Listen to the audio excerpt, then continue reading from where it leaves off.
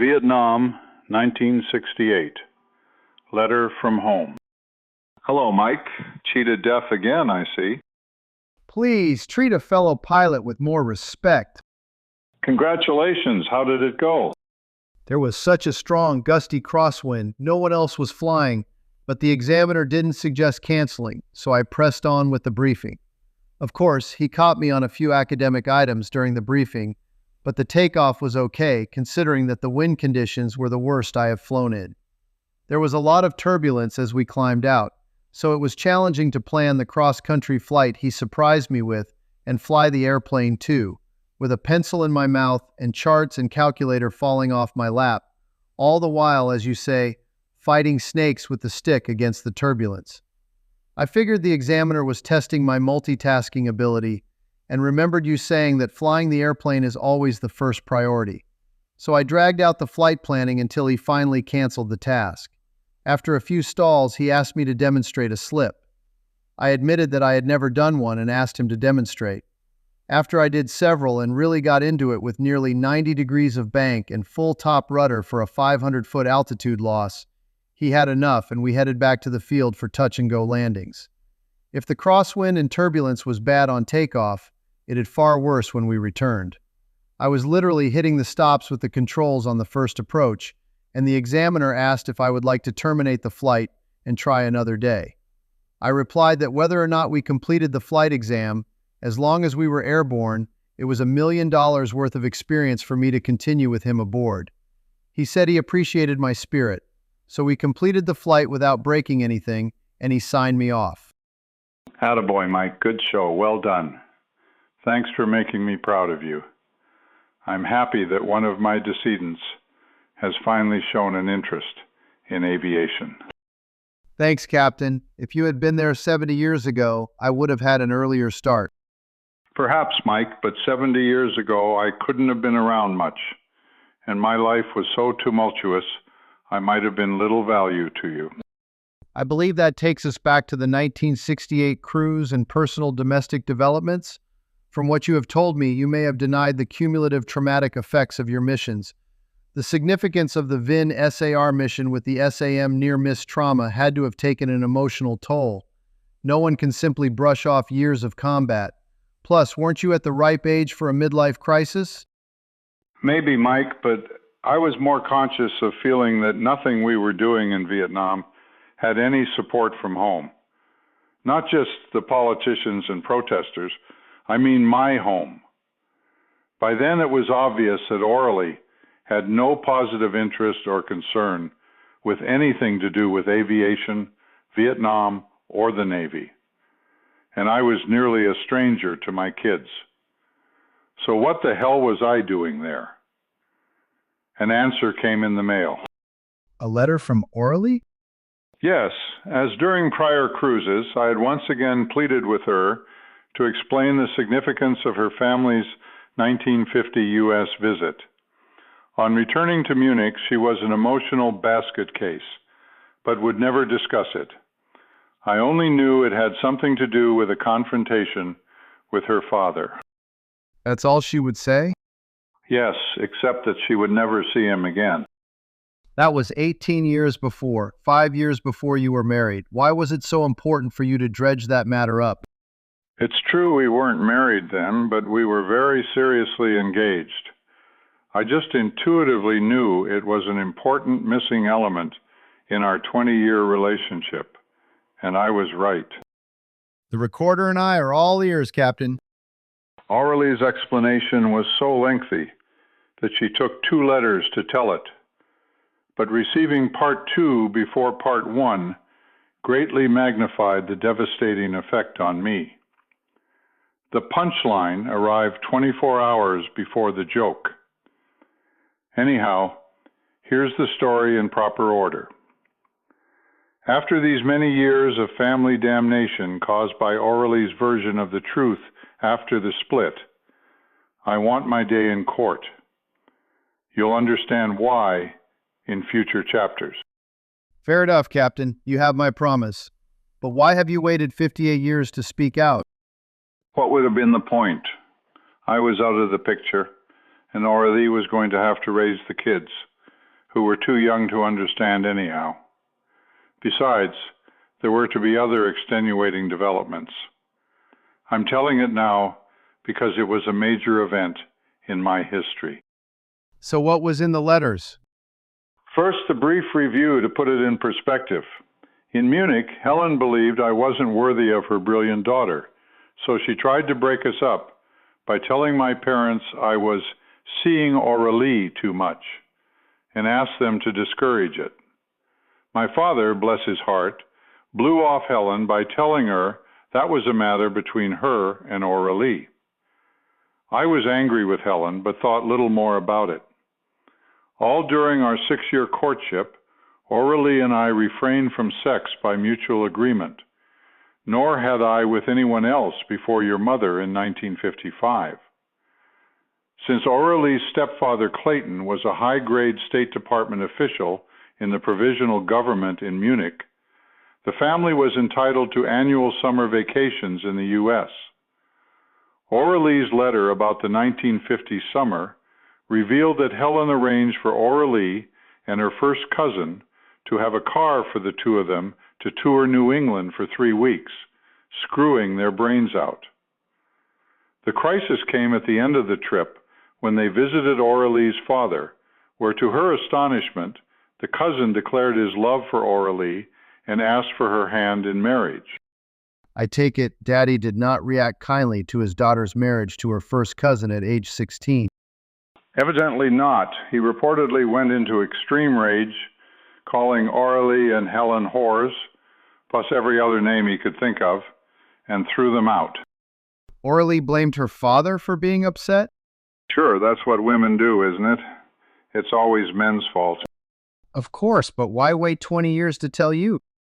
Exactly, Mike. She probably figured that for me that would be the finish of our marriage.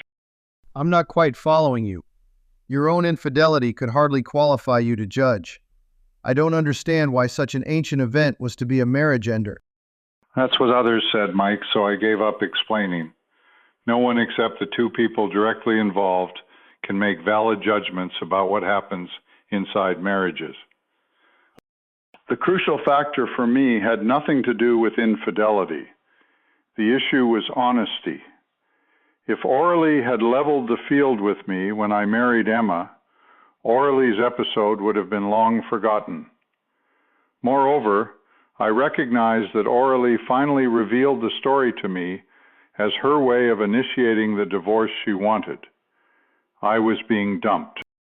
Then why wait until you were 8,000 miles away in the middle of a war? Why do you suppose? She didn't have the guts to confront you directly in person with a divorce request before you left. Isn't that the way it goes? Don't wives typically find indirect ways to motivate their unwanted husbands to leave, while making him appear as the villain to the kids, court, and neighborhood?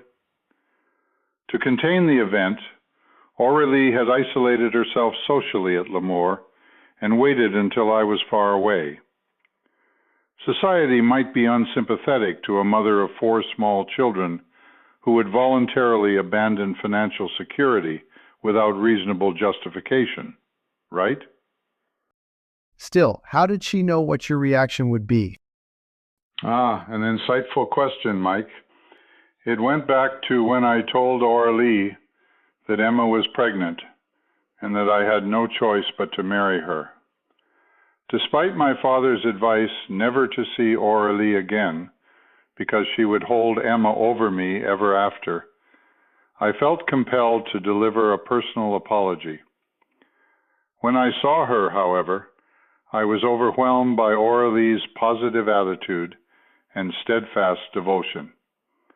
All was forgiven, and she was going to Pensacola too. Weren't you a little uneasy with that turn of events? Of course, I should have asked her to wait until I was free, but I expected to be single shortly after your November birth, as your mother promised, since the marriage was only for the sake of legitimacy, she said. Besides, we had already waited 6 years, and I had put Aurélie through enough, including weeks in a psychiatrist's care when I married Emma. Plus, there was no suggestion that we would live together in Pensacola, and I couldn't stop her from going. My purpose in reviewing those events with you was that I had faced the music with Aurelie, so that was the time Aurelie should have been openly honest with me about her affair, instead of letting me bear the burden of guilt all those years. The only difference between us was that Aurelie hadn't become pregnant by her cousin. Instead, she chose to let me believe she was a forgiving saint, worthy of the high pedestal I put her on for 14 years of marriage. All that while placing your unworthy self at her feet. So having deceived you through the years, despite your repeated questioning, and was in fact far less than the saint she let you worship, you felt the worst kind of deeply dishonest betrayal.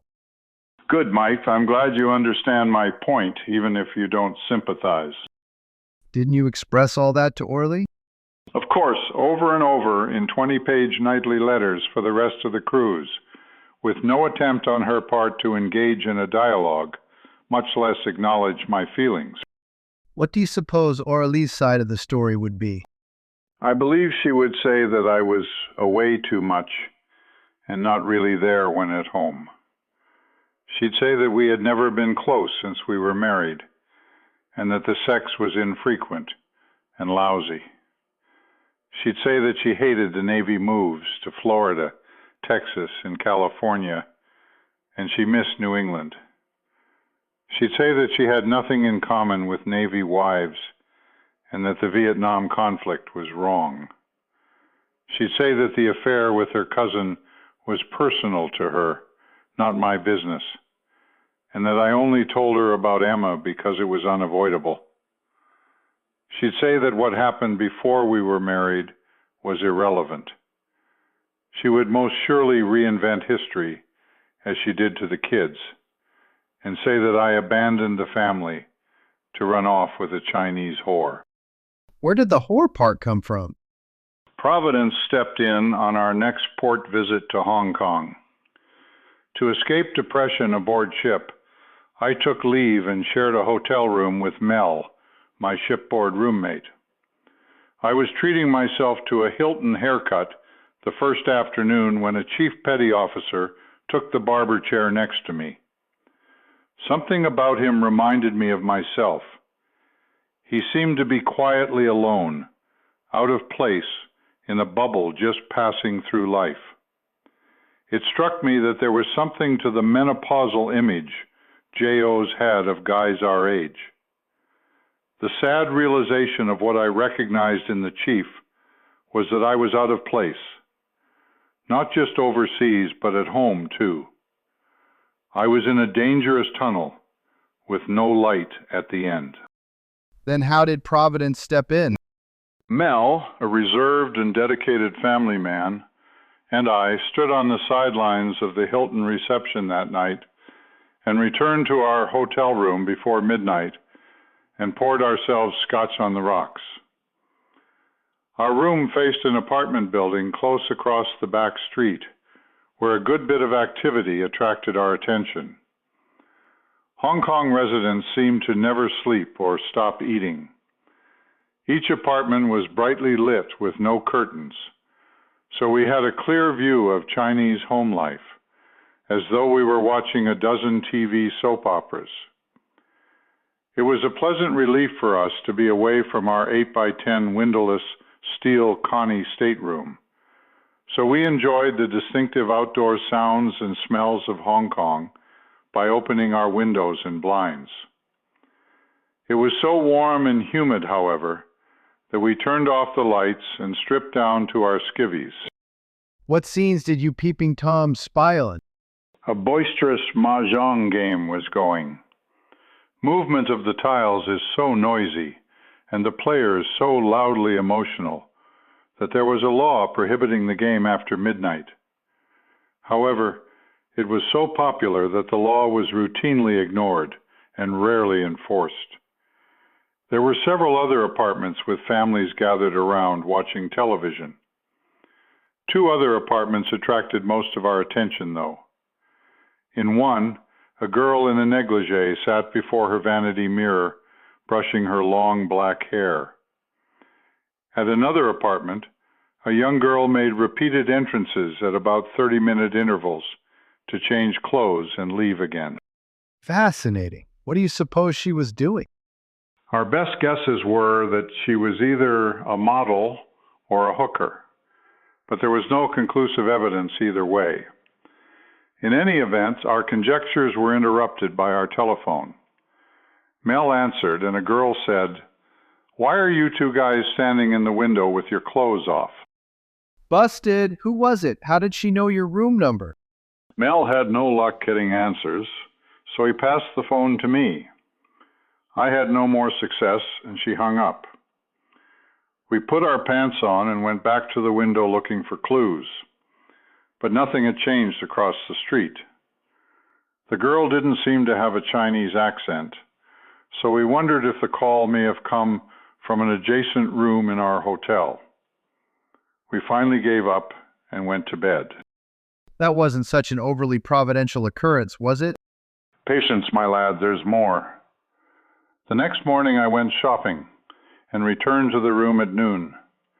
Again I opened the windows and blinds to watch the busy street activity below and peruse the apartments.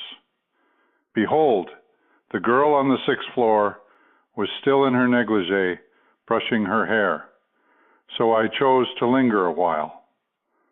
In a few minutes, she came to her open window and leaned out to watch the street activity too. The distance between us prevented a valid assessment, but she seemed to be an attractive young lady. So when she glanced my way, I waved, but she ducked back into her apartment. After a while, she returned dressed, and I waved again. This time I held her attention, and with hand signals, asked her to telephone my room, 406. When I answered, I was surprised to hear a different voice and accent than the previous night's caller. But the conversation went so well that I invited her to lunch. She said it was well past lunchtime, and I noted that my watch had stopped. The bedside clock indicated it was mid-afternoon. I was fumbling for ideas when she asked where I was going for lunch.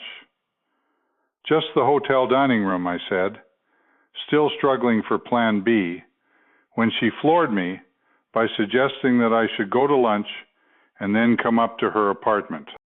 Now I'm seeing the hand of Providence, Captain, but since you were getting dumped by your wife and feeling over the hill, I don't suppose you followed through, did you?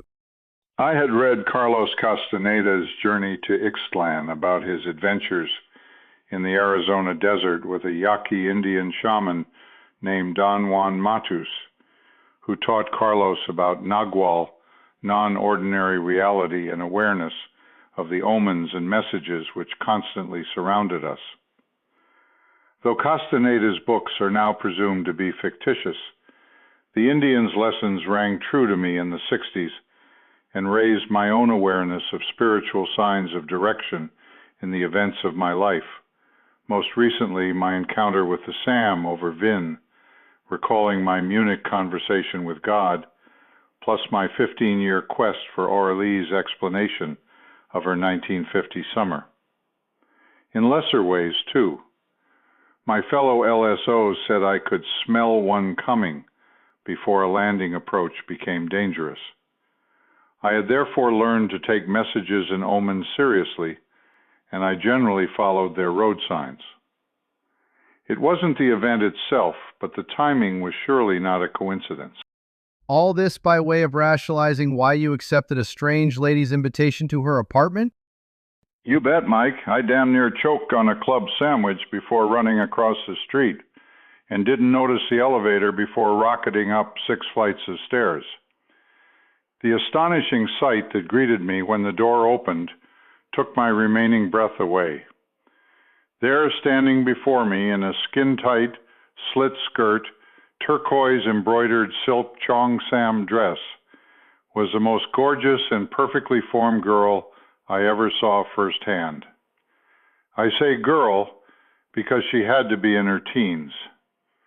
She was obviously Eurasian, combining the most attractive features of both cultures. As I struggled to get my breath and regain composure, I introduced myself.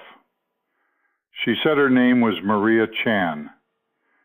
As her elderly Chinese housekeeper served us tea at the couch, I noted that her spacious apartment was first class by any standards.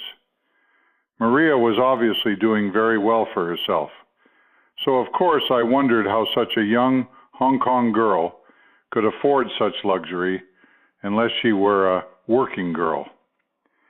Yet there was nothing about her appearance or manner which suggested that she was a bar girl. If she were a kept mistress, it was unlikely that she would have invited me up. Unless she was in show business, there were virtually no other professions open to women, much less teenagers, in Oriental cultures in 1968. Though English was not her first language, nor did she seem well educated, her exceptional grace and charm more than compensated. Above all, the genuine innocence and warmth of her sparkling eyes and bright smile lit up her perfect complexion and beautiful face. After I apologized for my forward behavior, explaining about the prior evening's event, I risked asking her what she did. Maria beamed when she explained that she was an actress at Shaw Brothers Studio. Maria Chan was her stage name. Her real name was Nazira Begum. She said she'd have the lead in 4 feature films. I must admit that I was skeptical, so I told her I was in the movies too, that we were shooting a James Bond film, and I was a stand-in stuntman for Sean Connery. I meant to be facetious, but she bought it. "Oh yes, I see," she said. "You look like him, and the hair on your arms is the same." Then she proudly showed me her album of studio still photos, as well as an issue of Cavalier magazine with a featured, fold-out, full-length reclining nude portrait of her. She said the Shaw Brothers Studio had asked her to sign a 12-year contract to do a series of television Mandarin traditional soap operas, which meant a 24/7 cloistered studio grounds dormitory training regimen to teach her the classical Chinese theater moves, dances, and acting styles. So, Captain, you were the phony actor, not Nazira. Yeah, my act didn't translate well, so I asked for her gracious acceptance of my apology and explanation of why I was really in Hong Kong. She was easy on me. So, since you were old enough to be her father, you did the honorable thing and took your leave? Somehow my age and depression didn't seem so severely oppressive, so I invited her to dinner. What harm could come of that? After all, what interest could she have in a guy my age in town for only a few days? Plus, she was seeing stars with a bright acting career ahead. Anyhow, I had more than enough on my plate already. Sounds like ripe conditions for a midlife crisis to me, Captain. Perhaps Aurelie's midlife crisis? I was seeing faint light at the end of my tunnel. At dinner, Nazira explained that her father was from Pakistan. Her mother was Portuguese and Chinese from Macau, a Portuguese colony near Hong Kong. Nazira was the youngest of 4 daughters who were driving their traditional Muslim father crazy in the rapidly modernizing and fast-paced cosmopolitan life of Hong Kong, especially with so many Vietnam GLs in town on R&R. Nazira's mother, on the other hand, was having a wonderful time living vicariously in the lives of her girls, all 4 of whom were equally as gorgeous as Nazira, though in much different ways. The eldest, Hamida, had been married to a Dutch shipbroker in Singapore, and then married into one of the 4 watch manufacturing families in Switzerland. The second, Rashida, managed a jewelry factory in Hong Kong and was married to a British civil servant in the colonial government's special branch, an intelligence agency somewhat similar to our CIA. The third daughter, Sukina, was engaged to an Air Force Major F-4 pilot, West Point graduate. Nazira said that she was considered the black sheep of the family.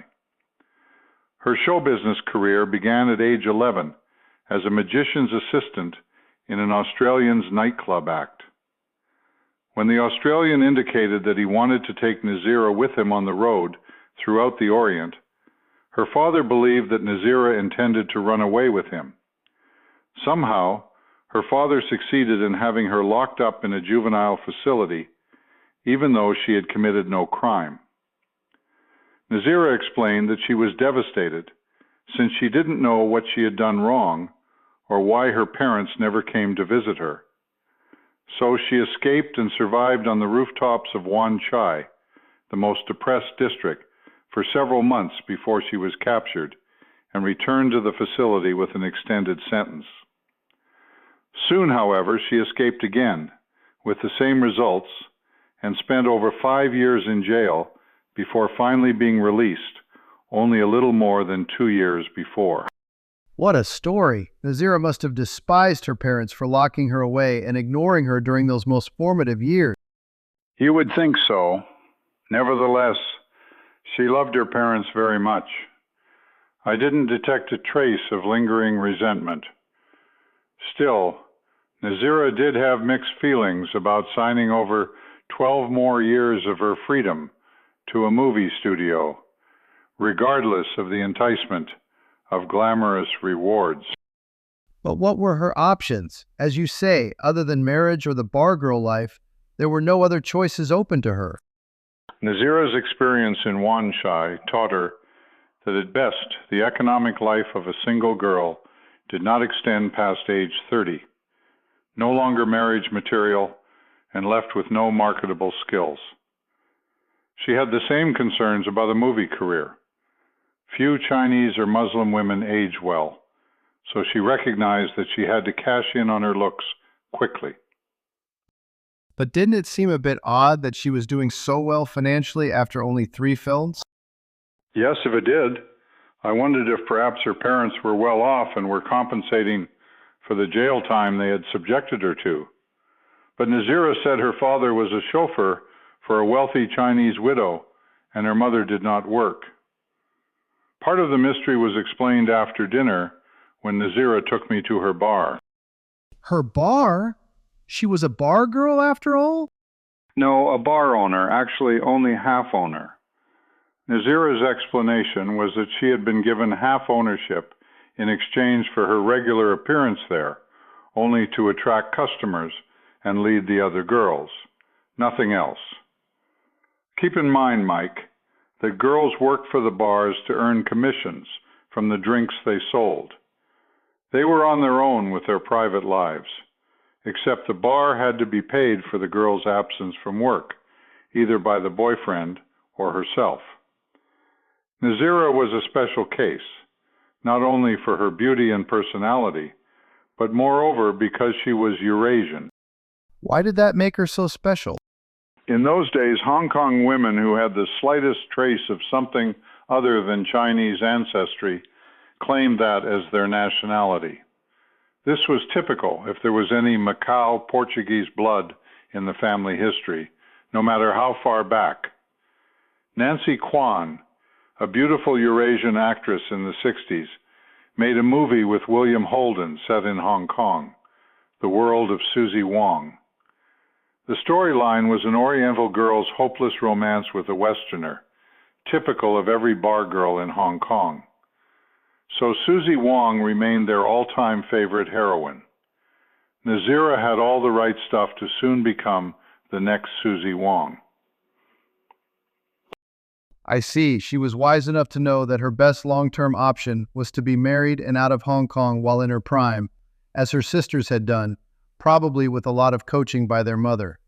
Didn't you see yourself as a potential candidate, Captain?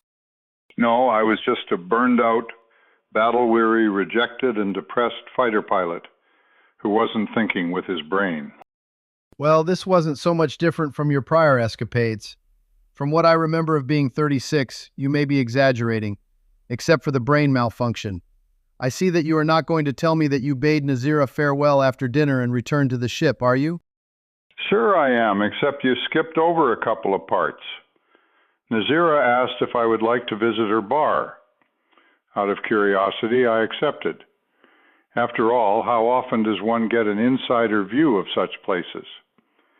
It was a small, plain, dimly lit bar with just room for the bar, 8 booths, and 4 tables. From the warm, excited greetings she got from the 8 very presentable girls in their 20s, it was plain to see that Nazira was a very popular and in-charge partner. Since it was early evening and there were no customers, we pushed the tables together, and I had the gang to myself. Big Spender bought the drinks, and Mona, the Mama-san bartender, joined us. I could see that the ladies were genuinely having fun. Nothing could have cheered me up more. Great, Captain. So what was the second part I skipped? You say that nothing could have cheered you up more? Oh, you're a sly devil, Michael. Okay, so when I escorted Nazira back to her apartment, I saw that her housekeeper had turned her bed down, which seemed to be a sign of approval, so what else could a gentleman do? I didn't make it back to the hotel until next morning. Didn't you tell her you were married? Yes, though it was obvious. I had removed my ring in reaction to Auralie's mail, but the 14 years of wear was plain to see.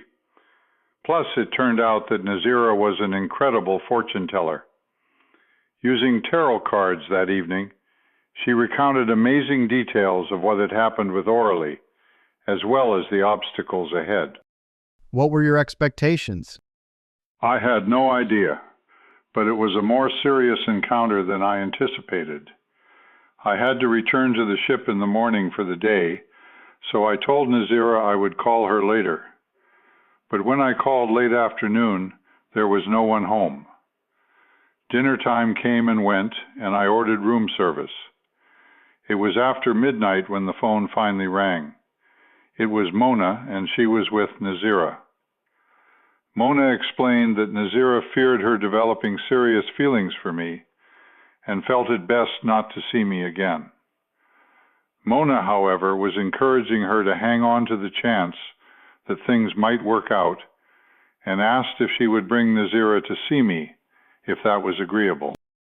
Agreeable, meaning that you was willing to take a chance on the future too. How could you make such a major and risky decision with someone you had known less than 24 hours? Snap life or death decisions were not new to me. Divorce seemed certain, whether I liked it or not. My gut reaction was to go for the gusto, since there was more to be gained than lost, with far less risk than I was facing in the skies. What in the world were you thinking? Weren't you conscious of the distinct religious, cultural, language, and educational chasms between you, not to mention the age difference? What if she wanted children? Were you prepared to spend the rest of your life raising kids? What about Navy's reaction? Would you and a Hong Kong teenager who apparently broke up a marriage with 4 kids be acceptable in NAS Lemoore Navy society? I cannot imagine anyone making life more difficult for themselves, Captain. I wasn't blind to the obstacles, Mike, nor was I blinded by love. I had been around the block before in matters of the heart. I also recognized that Nazira was very pragmatic and probably had even less notion of love than I did. I was inspired by the revolutionary spirit of the 60s. Remember the ending of the movie The Graduate, where Dustin Hoffman's character swings the cross in church at his girl's wedding, with everyone hatefully screaming at him? That was me, see? I didn't fear the chasms and risks. I was willing to accept my challenges. This time I was doing it my way, not as a lamb led to the holy altar of matrimony because of pregnancy. As I saw it, there is no end of second-thought excuses for those who avoid the yellow brick road and live out their lives dreaming of what might have been, missing out on happiness, fearing what strangers might think. Whatever the Navy's or society's opinion was going to be, it was theirs to ponder. Regardless of my choices, I was likely to be judged for the divorce, but the fact of the matter was that Aurelie was the one opting out. So what Nazira and I chose to do with our future was no one's business but our own.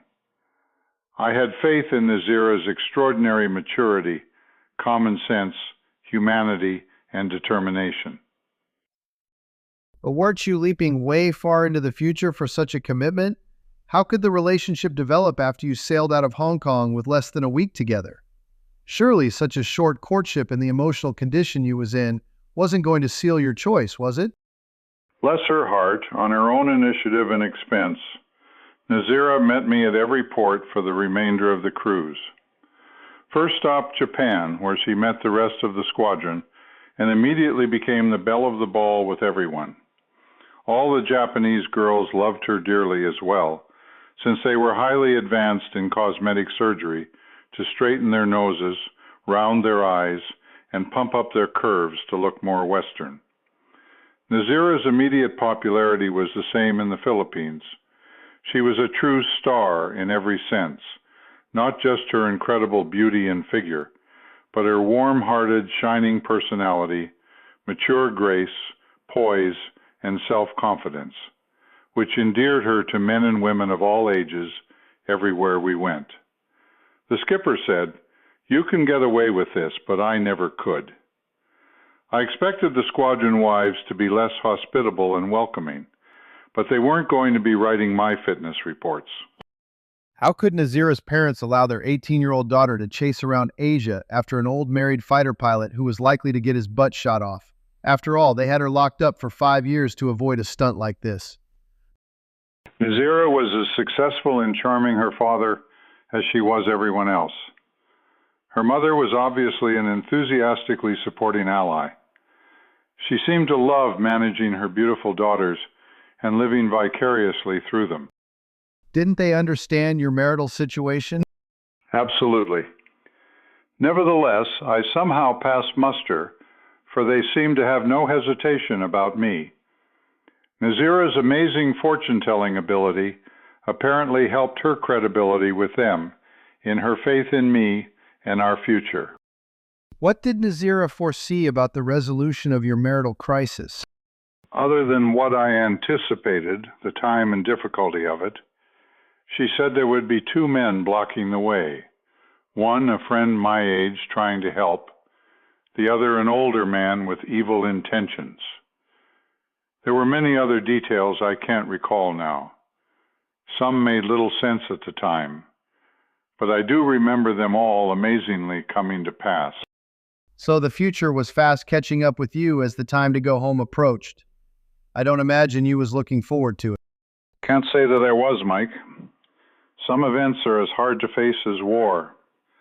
However, I have been selected for promotion to commander and screened for a squadron command, which meant that if Vietnam was still dragging on, I would be going back for 2 more tours, one as XO and then SEAL.